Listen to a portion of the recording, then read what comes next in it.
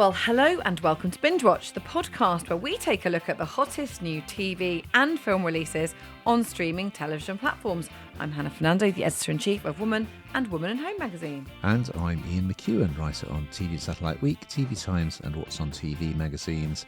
And today we're looking at the new releases that will be available on Friday the 24th of April 2026, including Baby Reindeer creator Richard Gadd and Jamie Bell in Half Man, about two men whose mothers fall in love, on BBC iPlayer, and Charlize Theron suffering high anxiety on an Australian rock climbing expedition in Netflix thriller Apex, co-starring Taron Egerton. I like the fact they call it high anxiety. I'd say it's slightly more than that. Absolutely terrifying. But anyway, more of that later. We'll also be checking out Canadian crime drama Saint-Pierre on You and Disney Plus wildlife documentary Orangutan. But first, Ian, what is in the news? Jonathan Pryce and Penelope Wilton will star in ITV drama Mavis Eccleston, based on the true story of a woman who survived a joint suicide pact. What else is in the news, Hannah? Well, ITV's long-running 7-Up series, which has periodically followed the lives of a disparate group of people who all turned 7 in 1964, will conclude with a final chapter called 70 Up. See what they did there? Superb. I love that series. Well, something for everyone this week. We've got some interesting choices, I think it's fair to say. And we're going to start off on BBC iPlayer with a new drama series called Half Man. And here's a clip.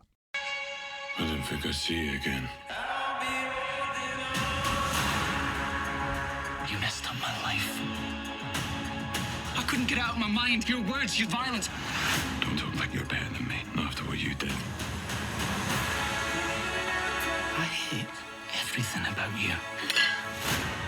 And the way you live your life. But that doesn't stop me wanting every bit of it.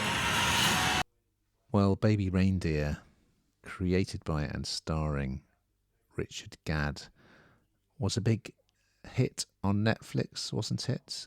Story of, based on the true story of him being stalked, won lots of awards, and he's back with, Baby Reindeer was quite a hard watch in many ways, wasn't it? And so is this. So it's a psychological drama, 6 episodes, and it follows Ruben and Niall. So Ruben is played by Gadd. He looks quite different in this. He's kind of got a bowl cut hairstyle, a big scraggy beard, and he's quite beefy, isn't he? He's beefed up. Whereas he's kind of quite wimpy in Baby Reindeer, wasn't he?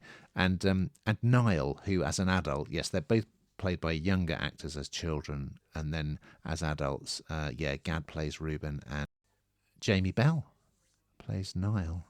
So, yeah, long story short, it's set in Glasgow, and essentially they find themselves sharing a bedroom because their respective mothers are in a relationship. And when we first meet Niall, he's a rather shy lad. He's getting bullied at school. Ruben, by comparison, is coming out of a young offenders institute after attacking another boy. So yes, I don't want to say too much really, because just watch it unfold. But it is a hard watch. In fact, the opening scene is with them as adults, and it's Niall's wedding day, and Ruben turns up, and there's this big kind of showdown. So yeah, you're going to see the backstory of what was it like for these complete opposites, sharing a room, sharing a home. Ruben kind of puts a stop to the bullying at school. There's a very uncomfortable scene where he kind of helps Niall lose his virginity. There's been quite a lot of stuff looking at toxic masculinity recently, hasn't there?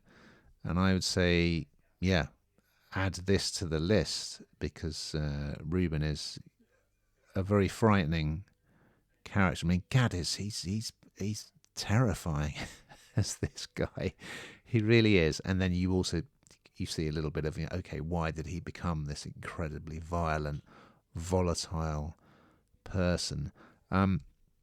So yeah, I mean, I think this kudos to Gadd. I mean, two remarkable series.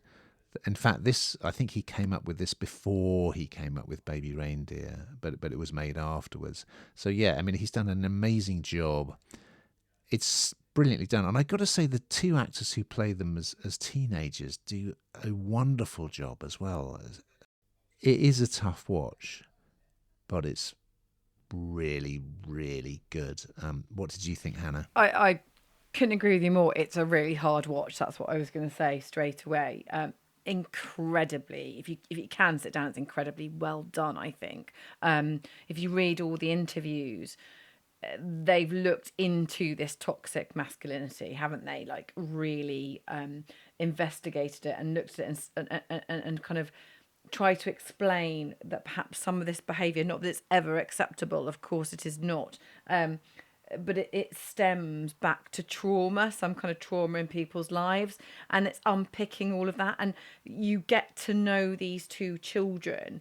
Ruben he's a scary fella, and the kind of brutality he shows to the bullies, although, some would say bullies, should just cop it after behaving like that. But, this is really brutal. It goes back to kind of perhaps some of the traumas that he's gone through.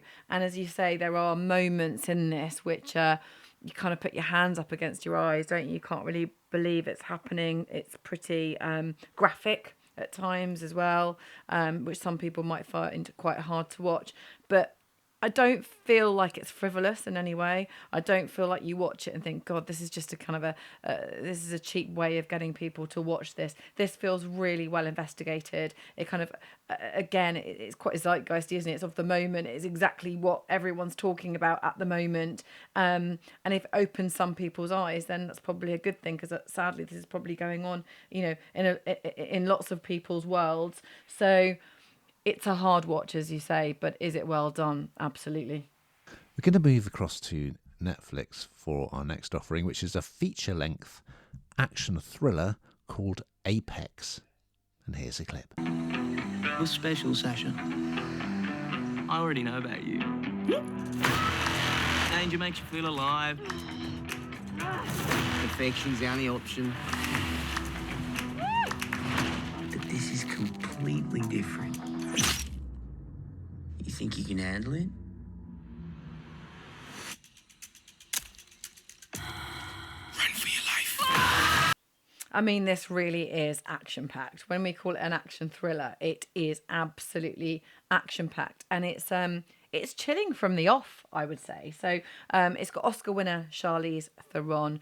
And she is hunted down by this terrifying serial killer. Now, when you meet the serial killer initially at the garage, he just seems a bit sort of extreme and a bit sort of a character that's sort of a bit odd, that you might, thank you very much, and kind of walk away. And of course, he finds her. Now she's lost her husband. She's grieving. Let's set the scene here. She's grieving the loss of her husband. She's finding it really, really hard, and she wants to be on her own. She wants some solitude, and she's kind of takes herself off into this wilderness in a camper van, and she shouldn't be doing that anyway. What she's doing in itself is dangerous, but she wants to, I suppose, self-impose some kind of structure to her life where she thinks she can get some headspace to deal with the death of her husband. And of course, she is completely disturbed, this solitude, because of this gas station worker who we met previously, Ben. And he's just so scary. I can't explain to you. He's just his eyes, the acting, I think, is phenomenal in this part, because he's just laughing at everything he does. He's unhinged. That's the best word. He's totally unhinged, and you are bought into that immediately, and you kind of don't want to believe he's as nasty as he actually is. And he turns out to be a very ruthless serial killer. Now he meets her, and he says, he offers her a deal, and he says, your chance to survive is to get a head start before I hunt you down with a crossbow. And that's exactly what he does. And of course the action ensues from there on. And Taron Egerton plays the part of Ben. I mean, he is really scary and looks scary, and he plays the part so incredibly well. And I think when he was interviewed, he said it feels really unnerving, like when we first saw Anthony Hopkins as Hannibal Lecter. And that's so true, that sort of those eyes staring into your soul moment. That's kind of how it feels. I mean, it feels, it's incredibly sort of unlikely, the whole story, but, you know, let's ignore that for the moment and just kind of look at what they're actually doing. Charlize Theron does a lot of her own bits and pieces instead of somebody else doing it for her. So she, you know, you see her in going down the cliffs in a canoe. She's doing a lot of her own stunts, which is really commendable, I think. So it is action packed. It's not one that you can crack on with washing up. You need to sit there and watch it, and it is pretty chilling in places. What do you think, Ian? Yeah, interesting one, this. So it's got an opening a bit like the Sylvester Stallone film Cliffhanger, which is really, yeah, if you kind of suffer from vertigo like me, it's a mountain climbing sequence with Charlize Theron and Eric Bana that ends in the most terrifying way. So that's like a terrific start. Oh, this looks good, you know.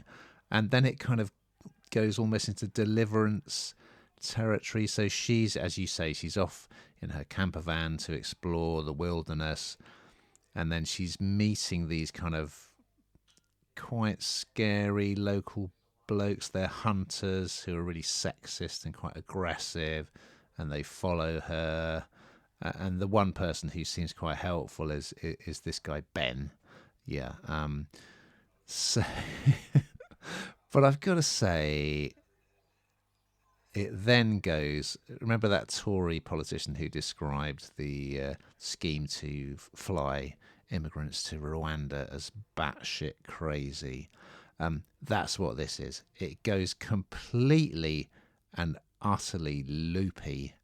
It's just mad. I mean, I burst out laughing at one point, which is supposed to be, you know, the most terrifying point in the story. I just couldn't stop laughing.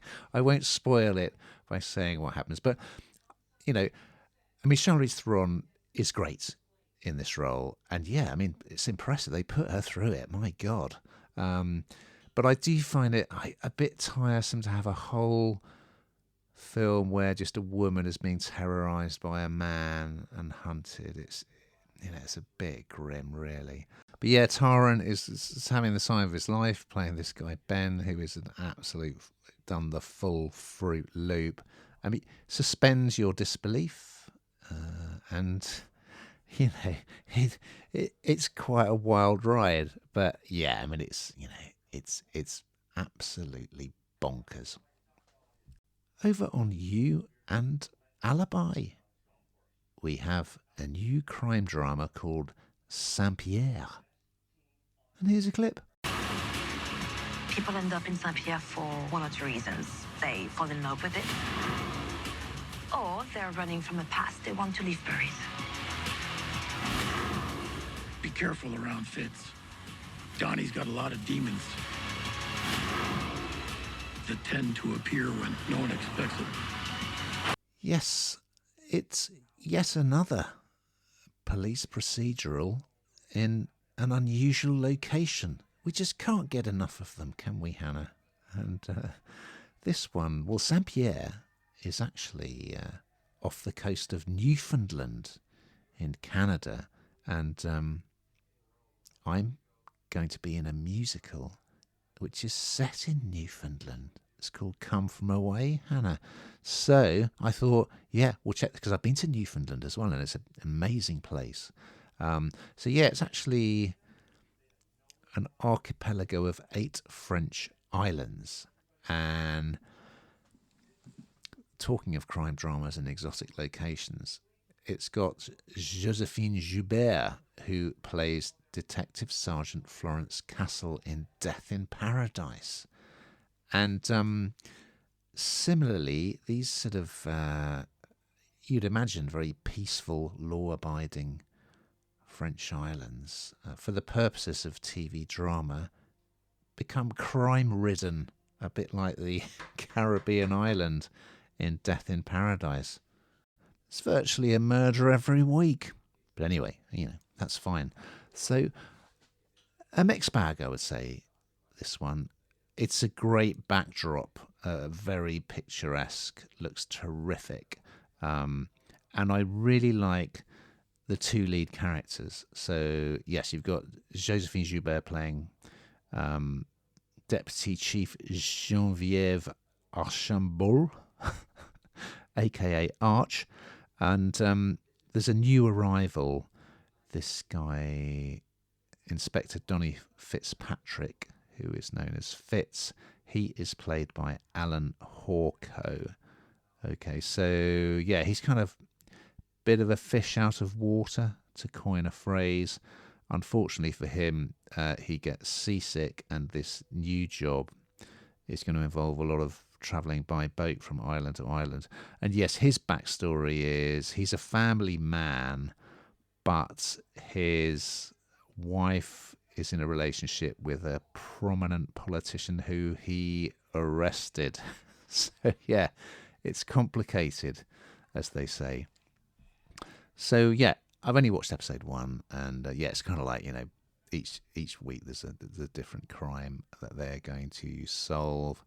So it's a death in a church that has been kind of set up to look like suicide, but is it? I'd say the script isn't great, and quite a few things happen. We think, what's going on here? This isn't convincing at all. And there's some pretty dodgy dialogue, but I love the setting, and I really like the two leads, particularly like Alan Hawco. I think he's great as Fitz, and they've just got a good chemistry together. And it's got like these kind of more cozy crime dramas. It's got a little bit of humour in it, and because of there's a lot of French speakers in it as well, so it's something slightly unusual. I think it's a part of the world that most of us, I guess, aren't that familiar with. So yeah, I think if you're into this sort of thing, I think you'll enjoy it. What did you make of this, Hannah? Well, I think if you like Death in Paradise, you're going to like this. There are similarities, aren't there? And I think, as you say, the big draw is just the beautiful backdrop and the scenery and all of that kind of stuff. And I've only seen episode 1, 2, and each one, I suppose, there'll be a different crime and all the rest of it. If you like that sort of thing, it does what it says on the tin. Is it breaking any boundaries or doing anything different? No, I don't think it particularly is. But if you like this sort of thing, you'll enjoy this. I mean, that's really all I can say about it. I don't think it breaks any real mould or goes, delves into anything deeper, like perhaps some of the other things we've talked about in today's pod.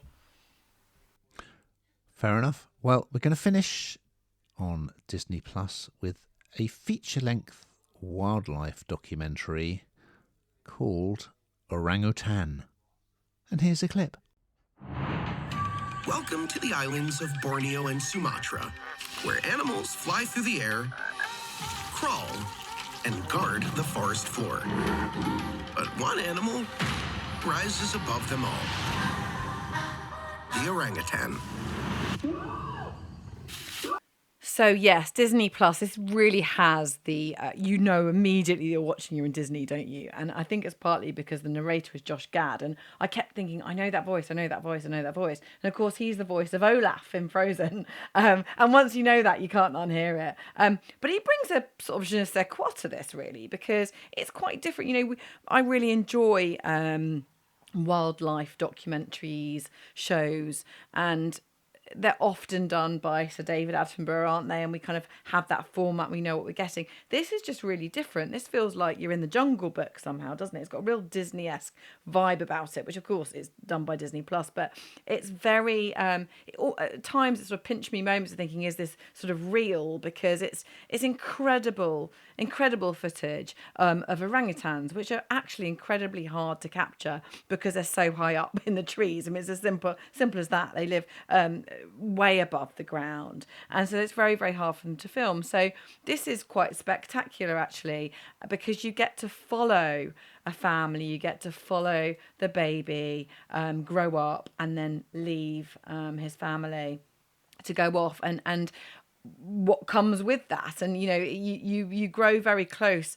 even though you're not actually there, you feel like you are, to those orangutans, and see the kind of the life they lead and the hardships, the difficulties and the predators. I think I probably hadn't even thought about that really. And they're just incredible. I mean, wildlife is incredible. We've got so much to learn from them, haven't we? I mean, it's just absolutely so gorgeous. But it's absolutely brilliant, and it's completely different to any sort of real wildlife program I've ever really watched. It brings those animals to life. It makes them almost human-like, the way he talks about it. He's an incredible narrator, and they're so full of surprises, these animals. The orangutans, you come away from this feeling like you've got to know them. You've got to know their personality, the way they think. They're deep thinkers. The idea that they're kind of considering what they're doing. They're so alike to humans in so many ways. And it's lovely. It's absolutely lovely. And I think it really has changed the face of wildlife programs as we know it. I think it's really quite different, and that is thanks to the narrator and of course some incredible footage. Absolutely brilliant. What did you think, Ian? Well, we're gearing up for Sir David Attenborough's 100th birthday, aren't we? Next month there's going to be a lot going on, and we will be talking about that. And yes, as you say, in this country, he has set the benchmark for wildlife films, and we're just used to hearing his narration and his quite scientific and factual. I mean, it's still very engaging and informative and entertaining, but it's quite straight in a way, isn't it? The way that he presents wildlife. I mean, it's brilliant. So initially, something like this, which is quite kind of jokey and has a lot of music in it, it can feel quite jarring if you're used to just watching a lot of Attenborough stuff. But it kind of won me over, actually, and I'm sure it would be more appealing to a younger audience, which I guess is part of the reason why that they've got Josh Gadd on board. Yeah, some interesting music choices, like when it's really pouring with rain in the forest. They've got Days Like These by Van Morrison. But yeah, of course, a film like this lives and dies by its footage of the animals, and the footage is wonderful. It's amazing, and there's just something about orangutans that is just so appealing to us. Particularly the babies are just absolutely gorgeous. And we're following a young female sort of striking out on her own. And yes, you're seeing lots of other amazing creatures who live in the same habitat. You're going to see tigers and bears and flying snakes. Who'd have thought of such a thing? So I must admit, at first I was like, I'm not sure this is for me, because I want Attenborough. But yeah, it won me over, and it's really good, and I'm sure that the younger viewers will absolutely love it. So yes, recommended.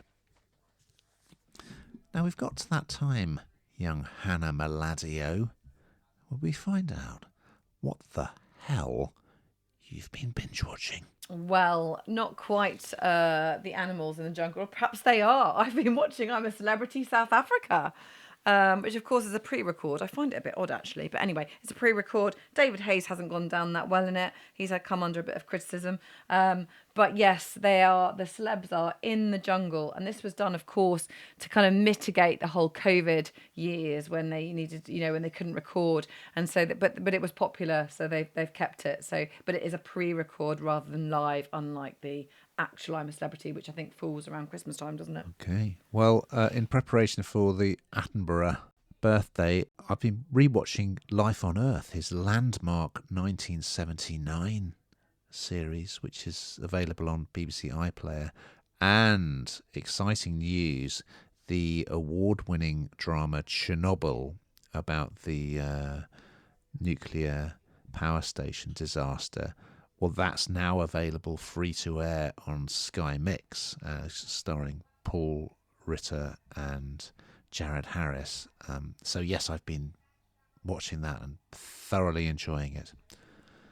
Well, we've just got time to look ahead to next week's offering. So what is on the Binge Watch menu, Hannah? Well, an assassin and a prison transport officer are literally locked together in a life or death situation and high stakes now TV thriller called Prisoner. Yes, and that is good stuff.